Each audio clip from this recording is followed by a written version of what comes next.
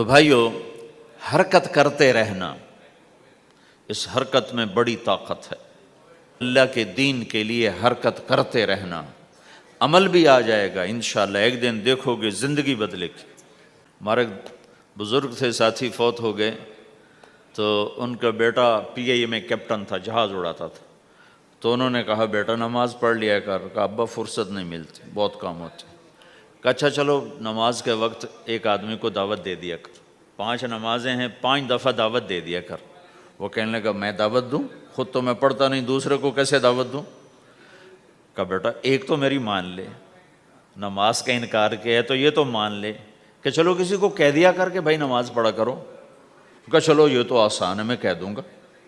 تو اس نے اپنے ابا کی بات مان لی، ہر نماز پہ 1-2 کو کہہ دیتا بھائی نماز پڑھا کرو۔ اس کے والد فوج میں جرنیل